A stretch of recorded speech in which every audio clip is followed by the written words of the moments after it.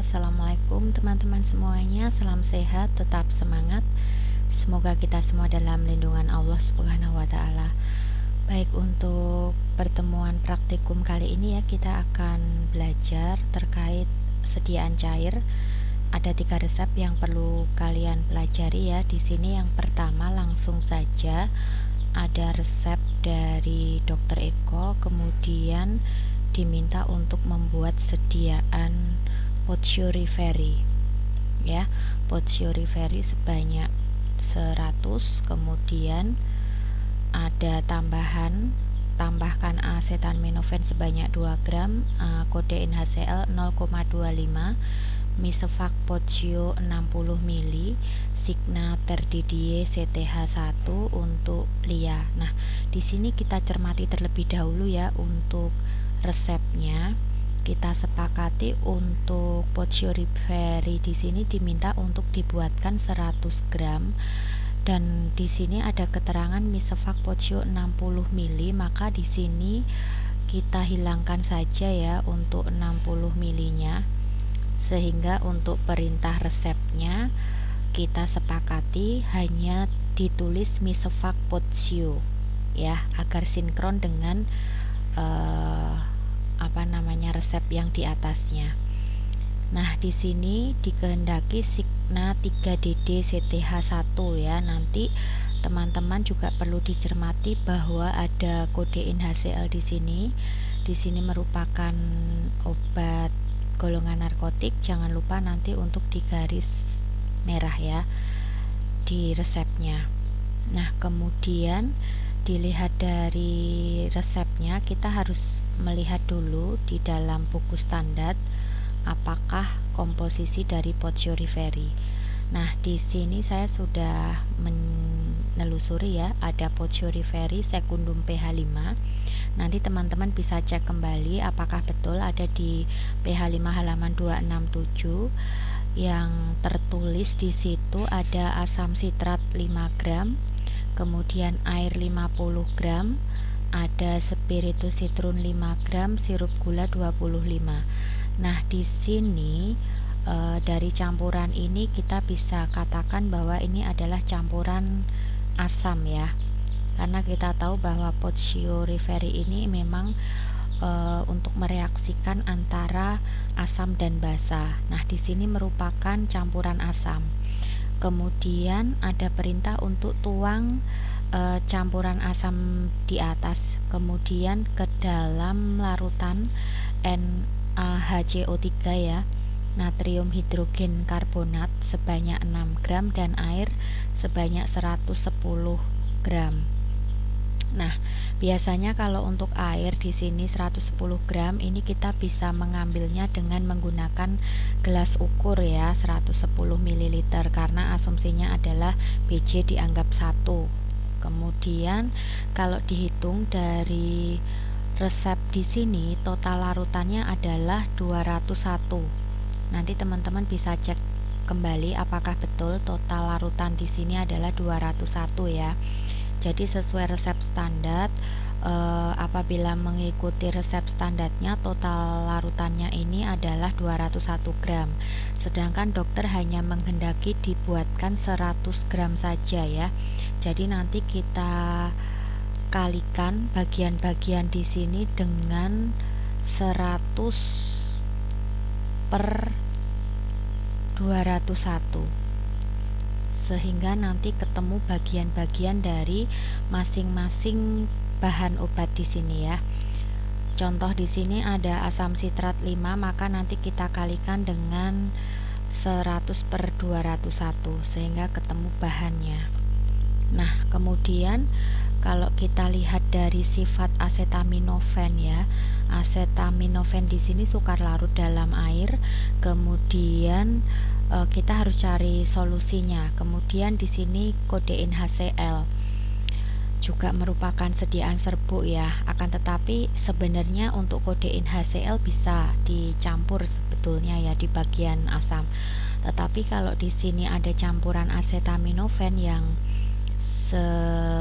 sifatnya adalah sukar larut dalam air, maka kita bisa memberikan solusi bahwa sediaan ini kita buat menjadi sediaan terpisah antara potioriferi dengan acetaminophen dan kodein. Nah, nanti acetaminophen dan kodein kita bisa buatkan dengan sediaan puyer ya.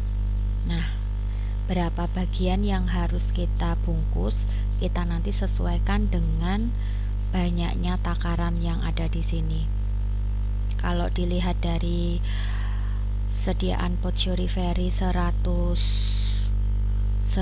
gram dan CTH itu adalah kurang lebih kan 5 mili ya, maka kurang lebihnya adalah nanti terbagi menjadi 20 bagian kecil ya, kurang lebihnya. Maka nanti untuk acetaminophen dan kodein HCl ini kita bisa bagi menjadi bagian yang lebih kecil lagi. Oke, tetapi kalau kita lihat dari sifat dari potioriferi di sini, kita harus mereaksikan antara asam dan basa, dan kemudian kita pertahankan gas yang ada di dalam botol ya, yang sudah direaksikan tadi. Dan artinya dalam pemakaiannya ini sebaiknya diminum sekaligus ya, karena untuk potioriferi ini tidak ada tambahan kandungan obat acetaminophen maupun kodein, maka nanti kita bisa usulkan untuk Signa potioriferi ini adalah diminum sekaligus ya. Signa haustus kita usulkan untuk sediaannya dipisah menjadi 2 ya, antara potioriferi dan kemudian antara campuran acetaminophen dengan kodein HCl kita akan buatkan puyernya gitu ya. Nah, untuk Signa potioriferi kita usulkan untuk diminum sekaligus dengan sifat-sifat reaksi antara asam dan basa yang tadi ya sudah sudah dibahas tadi. Nah, teman-teman juga harus pelajari perbedaan antara netralisasi kemudian ada saturasi. Kalau untuk netralisasi memang gas CO2-nya itu sebaiknya dihilangkan ya. Jadi nanti dipastikan bahwa sediaan tersebut sudah tidak ada gas CO2-nya. Tetapi di sini untuk potioriferi sangat diperlukan ya, gas CO2-nya itu tetap ada di botol selama mereaksikan campuran antara asam dan basa. Nah, kemudian nanti kita bisa konfirmasikan untuk kelengkapan resepnya ya, untuk pasiennya, alamat dan umur ya, alamat dan umurnya, untuk nanti menghitung juga dosis maksimal maupun dosis lazim dari acetaminophen.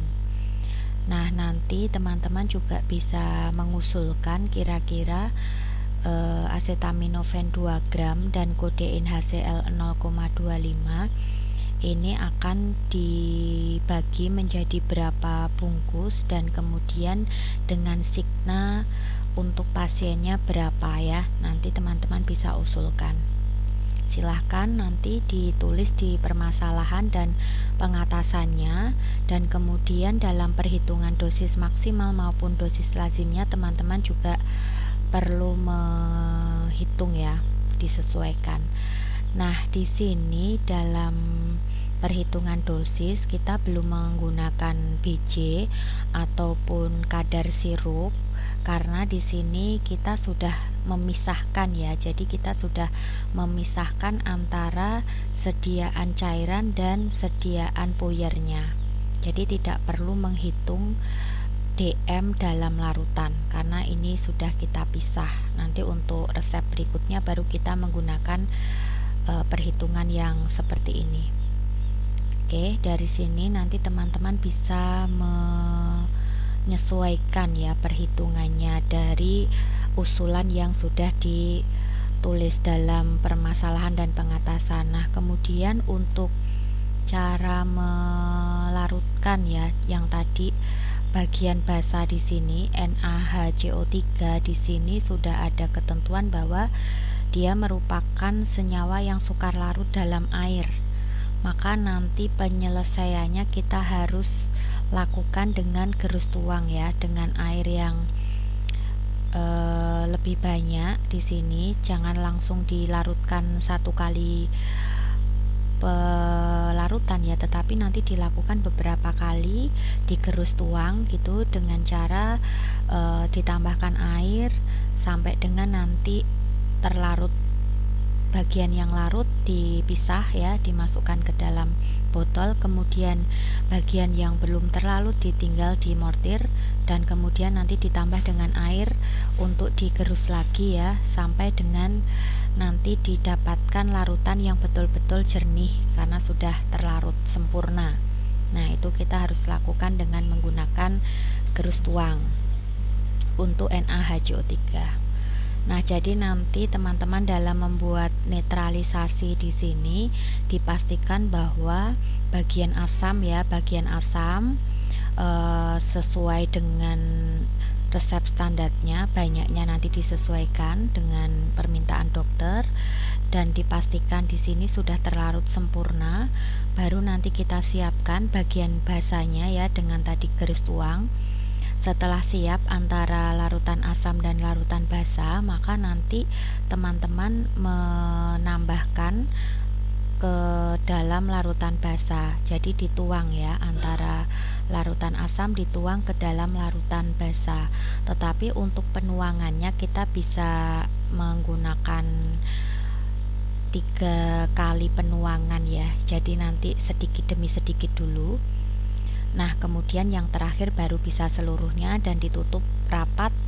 Dipastikan bahwa gasnya masih tertinggal di dalam botol dan kemudian kita buatkan dengan ditutup rapat ya. Biasanya kalau kita lakukan di lab praktikum kita buatkan simpul sempen dengan menggunakan tali dan baru kita beri cap dan etiket seperti itu ya.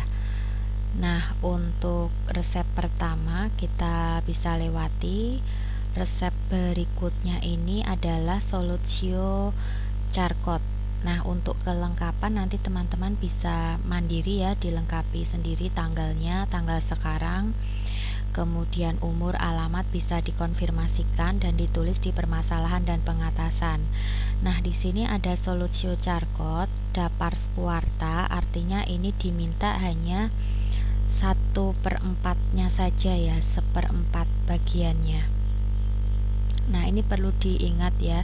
Jadi artinya dokter menghendaki pasien hanya dibuatkan 1/4 bagiannya saja dari resep standar. Nah, kita perlu tahu resep standar salah satunya kita lihat dari FMS ya, halaman 33. Nanti teman-teman bisa cek kembali, ataupun apabila menemukan dari resep standar lain boleh silahkan menggunakan buku resep standar yang lain, asalkan nanti untuk perhitungan komposisinya disesuaikan dari sumber yang didapatkan. Nah, di sini saya menggunakan FMS halaman 33 dengan komposisi NaBr 4 gram, KBr 4 gram, NH4Br 2 gram ya, Aquamentepip 50 dan Aquadesnya 300 ml. Jadi total keseluruhan adalah 300 ml.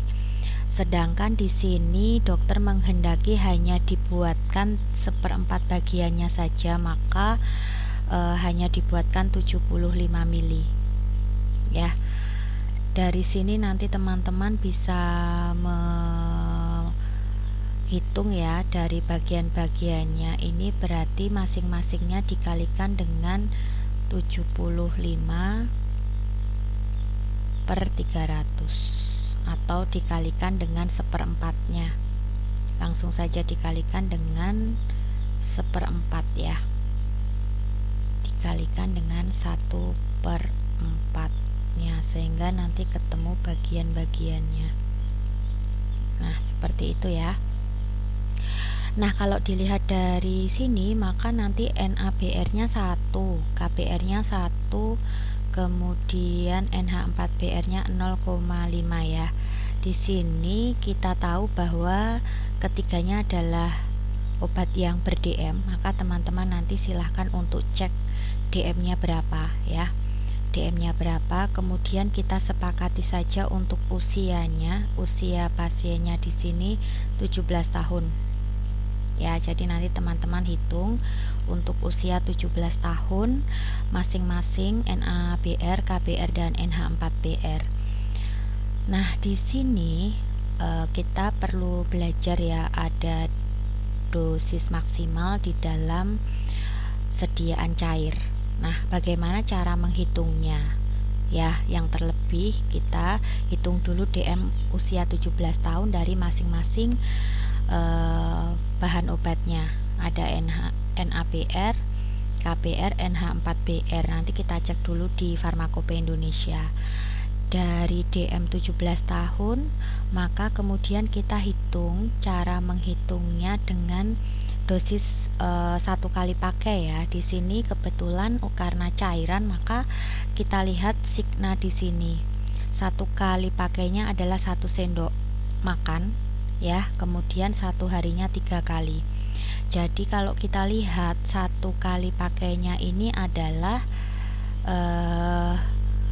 15 mili ya, 15 ml karena 1 sendok makan ya. Jadi berapa sih kandungan NABR dalam 15 mili? Nah, di sini kita harus tahu dulu, kita harus cek dulu berapa biji dari cairan di sini, Solucio Charcot ya.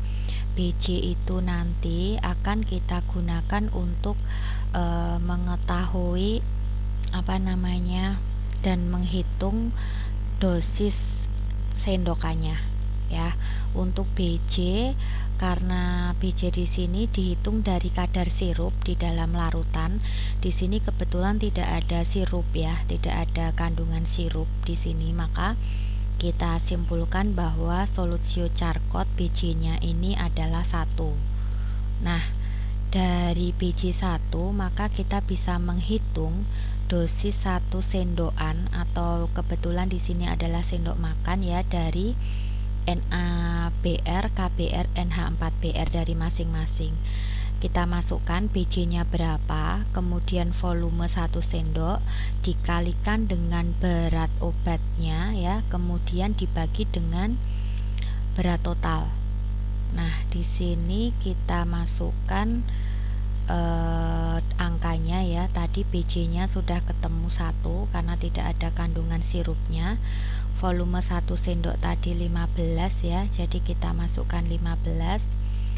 Kemudian berat obatnya tadi untuk NABR ya, karena diminta seperempatnya maka yang ditimbang hanya 1 ya, jadi kita masukkan di sini. Nah, nanti teman-teman bisa masukkan satuannya 1 gram, kemudian BJ ini gram per mili ya untuk BJ. Kemudian 15 ini adalah 15 ml.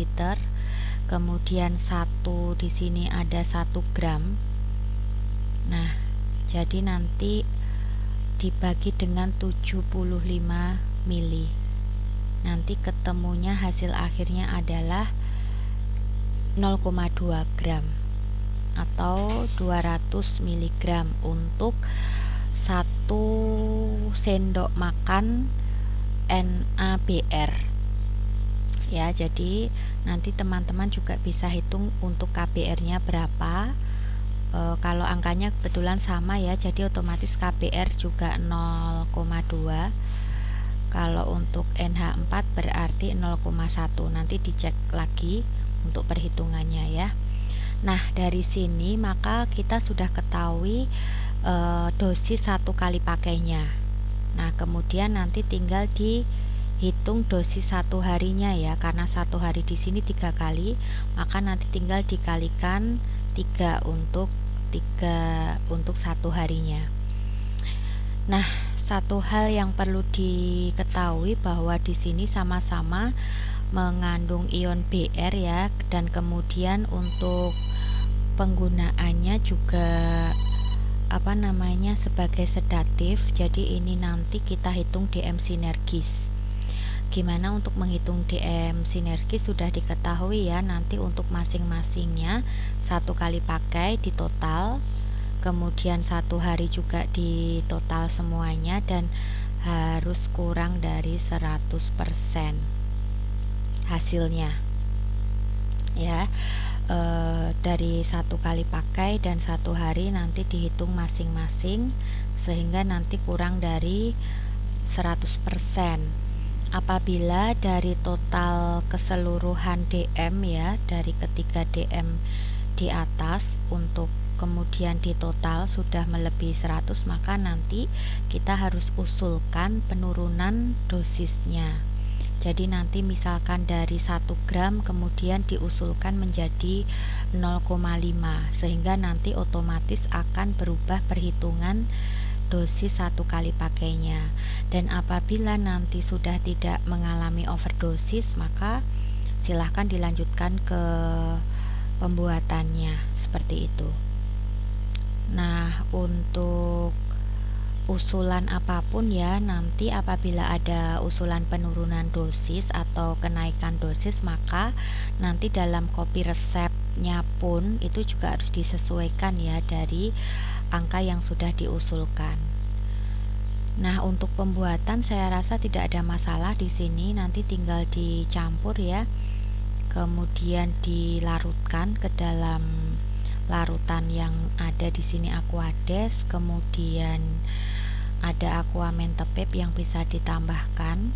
Nah, untuk di sini volume akhirnya adalah 75 mili, maka kita bisa menggunakan dengan melakukan kalibrasi terlebih dahulu ya. Kalibrasi 75 mili dalam botol yang sesuai, sehingga nanti lebih gampang dalam menambahkan Aquades Ad 75 milinya. Nah, untuk resep ketiga di sini, resep terakhir ya, ada OBH, kemudian sirup timi AA. AA ini adalah masing-masing 30 ya, jadi OBH-nya ya 30. Nah, kemudian paracetamolnya 3. Potsio 60 mili.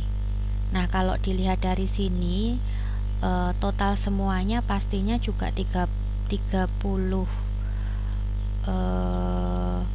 Kita pastinya juga secara penalaran ini ada, kita hitung dulu nanti bijinya ya. Kalau dilihat sekilas bijinya, maka ini 1,3 bijinya, biji larutan. Nah, untuk memudahkan kita hilangkan saja ya Potsio 60 milinya di sini. Dalam resep tidak perlu menggunakan Potsio 60 mili. Langsung saja Misovac Potsio seperti itu. Kemudian signanya 3DD CTH1 ya. Artinya kalau di sini berarti 3 kali 5 mili ya, 1 sendok teh. Untuk Lia kita tambahkan usianya 15 tahun. Nanti teman-teman bisa menghitung paracetamol, ada dosis lazimnya ya, sama seperti dosis maksimal. Perhitungannya nanti tinggal masukkan angka DL-nya. Nanti mulai dari sekarang juga menghitung dosis lazim. Oke, kemudian di sini OBH menurut Fornas, teman-teman boleh melihat dari standar yang lain. Di sini dicontohkan menurut Fornas ya, tiap 300 mili itu mengandung glisiriza suku 10 gram, NH4Cl-nya 6 gram, amonii anisi spiritus itu biasanya disingkat SASA ya, ada 6 gram. Kemudian Aquadesnya hingga 300 mili. Nah, di sini hanya dikehendaki diminta 30. Jadi kita kalikan saja 30 per 300. Ya.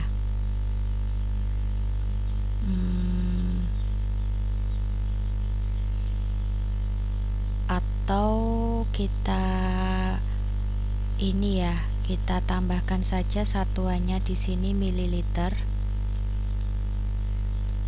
Oke, kita kesepakatan dulu aja untuk menambahkan keterangan ya dalam resepnya. Oke. Jadi kita tulis aja untuk di sini 30 mili. Nah, jadi nanti masing-masing kita buatkan OPH 30 mili dan sirup timinya 30 mili. Nah, seperti ini. Akan lebih memudahkan teman-teman. Dari sini nanti ini adalah resep aslinya begitu ya. Jadi ada satuan mililiter dan Misefak Pocio 60 milinya kita hilangkan karena asumsinya ada paracetamol di sini ya. Ataupun ada dua cara, apabila 60 milinya ini tepatnya adalah 63. Bisa nanti ditulis di permasalahan ya. Oke. Seperti ini lebih tepat. Misefak Pocio 63 mili ya. Jadi di sini kan jelas tadi ada masing-masing 30 mili. Oke. Nah, untuk di sini berarti sudah betul dikalikan dengan 30 mili per 300 mili.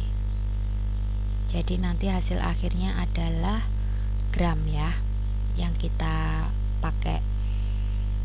Oke, jadi 1/10-nya. Jadi nanti sukusnya 1, NH4Cl nya 0,6, sasanya juga 0,6, kemudian aquadesnya at 30 mili. Nah, seperti itu. Nah, catatannya NH4Cl nanti ada DM di dalam situ ya, di dalam larutan. Maka nanti teman-teman juga perlu menghitung DM NH4Cl. Nah, caranya sama dengan resep sebelumnya tadi. Maka nanti kita hitung dulu kadar sirupnya ya, kadar sirup dalam larutan. Jelas kalau di sini kadar sirupnya sangat tinggi ya. Nanti karena ada sirup timi juga di sini ya, jadi nanti totalnya di sini ada 30/63 kali 100%. Nah, ini sudah ketemu kadar sirupnya, sudah terlihat jelas pasti lebih dari 16,67%, sehingga BJ nya disimpulkan bisa 1,3. Nah, dari BJ 1,3 maka nanti kita bisa menghitung dosis satu kali pakai ya, pemakaian satu kali pakai NH4Cl. Kebetulan di sini 1 CTH itu 5, maka nanti kita masukkan aja BJ kali 1 CTH volumenya ya, dikali dengan bobot obatnya, baru dibagi dengan total obatnya. Nah, tadi berapa ya? Kita masukkan saja BJ nya tadi 1,3 ya, dikali dengan volumenya 5 karena CTH, dikali dengan bobot total untuk NH4Cl 0,6, dibagi total seluruhnya. Total seluruhnya tadi berapa? 63 ya. Nah, nanti teman-teman bisa menghitung berapa satu kali pakai untuk NH4Cl. Nah, ada juga cara yang lebih cepat sebenarnya selain ini ya. Jadi kalau kita lihat dalam satu botol ini kan berisi kurang lebih 63 gram ya. Walaupun kita juga tidak bisa mengartikan 63 gram karena BJ nya sudah 1,3, jadi pastinya beratnya akan lebih dari 63 gram karena BJ nya lebih dari 1. Tapi kalau BJ 1 itu akan lebih mudah, nanti tinggal dibagi dengan berapa banyak atau berapa kali sediaan ini terbagi menjadi sendokan-sendokannya. Tapi kalau untuk kasus di sini ya, untuk sediaan di sini kita tidak bisa hitung seperti itu karena BJ larutannya adalah 1,3. Jadi artinya dalam 1 sendok teh 5 ml itu jelas bobotnya akan lebih dari 5 gram ya, kurang lebih 6,5 gram. Jadi kita hitung di sini, coba kita masukkan angkanya 1,3 dikali 5 dikali dengan bobot obatnya ya 3,9 dibagi dengan 63.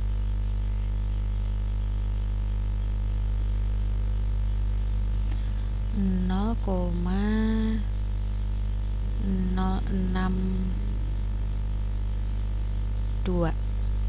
Nah, ini gram. Kalau dijadikan miligram berarti 62 miligram ya. Nah, ini perhitungannya kurang lebih 62 miligram untuk 1 kali pakai NH4Cl. Nah, untuk 1 hari berarti 3 kali. Nanti dikalikan. Kemudian teman-teman juga harus hitung persentasenya ya. Kemudian harus hitung persentasenya, persentase DM-nya, sehingga nanti bisa dapat kesimpulan apakah over atau tidak, kesimpulan TOD atau tidak overdosis ya. Harapannya tidak overdosis. Nanti kalau ketemunya overdosis, maka teman-teman harus usulkan NH4Cl yang dicampur di sini. Nah, tetapi sudah terlihat di sini ya, karena ini NH4Cl ini merupakan resep standar, kemungkinan juga sudah tidak ada masalah dengan dosisnya. Nah, akan tetapi di sini teman-teman ada catatan juga untuk paracetamol ya, jumlahnya ini juga lumayan banyak, 3 gram. Kemudian untuk sifat paracetamol itu sendiri juga sukar larut dan dia akan mengendap. Padahal untuk larutan cairan di sini diharapkan tidak ada endapan ya. Solusinya adalah kita coba lihat di buku ilmu meracik obat ya, teman-teman bisa buka nanti. Untuk suspensi ada cairan yang terdapat bahan yang tidak bisa larut ya, itu suspensi. Kemudian untuk mendapatkan suspensi yang baik itu kita perlu penambahan suspending agent ya, pensuspensi. Nah, di sini kita cek bahwa bisa kita gunakan PGS ya. PGS-nya ini antara 1% sampai dengan 3%. Nah, ada catatan untuk obat yang tidak berkhasiat keras itu kita bisa gunakan 1% saja dari total cairan yang dibuat. Nah, kalau di sini maka nanti kita buat 1% dari 63. Ya, nanti kita bisa hitung berapa. Nah, di sini ya teman-teman, untuk BJ kita tahu kan otomatis bukan 1 ya, jadi BJ-nya itu 1,3. Maka nanti sebetulnya itu 1 ml itu berbeda dengan 1 gram. Tetapi nanti kalau untuk perhitungan 1% dari total keseluruhan, kita bisa usulkan juga untuk 63 di sini ya. 63 di sini kita hitung saja langsung 1% dari 63 berapa ya. Kita hitung dulu 1% dari 63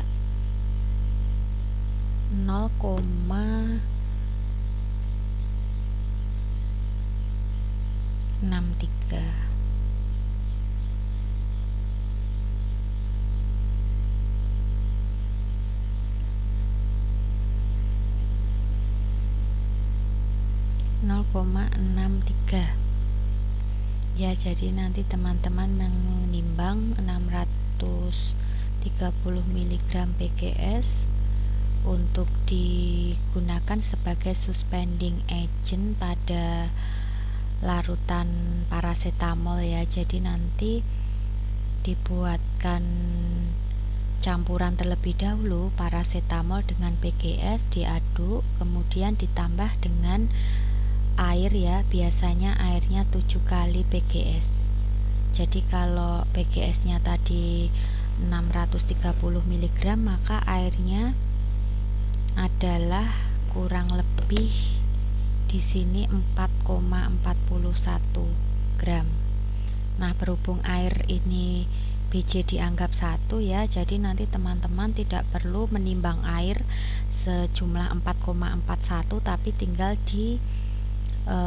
ambil saja dengan menggunakan gelas ukur ya.